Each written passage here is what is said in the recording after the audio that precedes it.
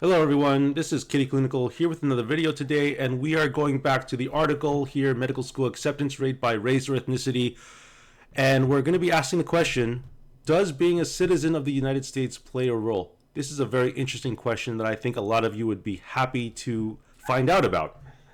And that is that if you look at the total average of all applicants in the year 2022 to 2023, the numbers at the bottom here, it's 43%. Right above that is the category of non-U.S. citizen and non-permanent resident. 20%, a whopping 20% of those who are not U.S. citizens, who are not permanent residents, only one in fifth of them got accepted.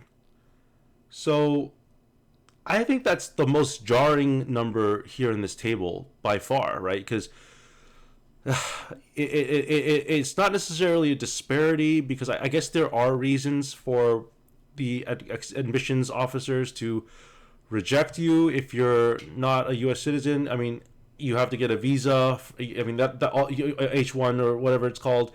When it comes to applying as a resident, that definitely plays a factor, because a lot of these residency programs will have to take out their own funding to fund your position as a resident. Because remember, being a resident is a paid position, and when you apply to these residency programs, because that's what you're going to do when you go to medical school. When you go to medical school, you're going to medical school with the assumption that you're going to apply to residency as well. And so these medical school admissions officers have to be mindful of that when they're looking at applicants.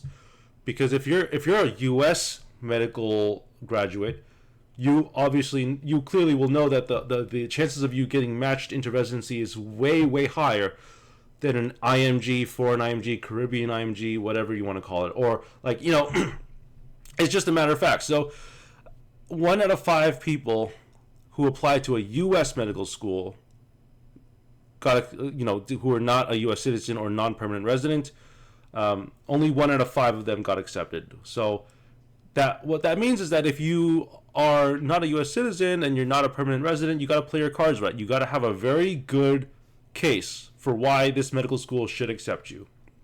And we can have more conversations about this in the future. I simply wanted to report on that particular aspect of this data. If you have a question or concern, feel free to comment down below. Let me know.